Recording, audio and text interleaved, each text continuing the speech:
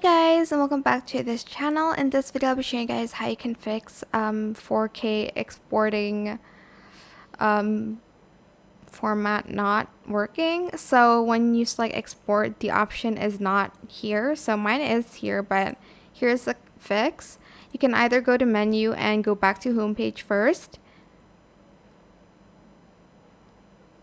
Then you are going to select the settings button here. And you're going to select settings again. Make sure you delete the cache. We'll clear the cache.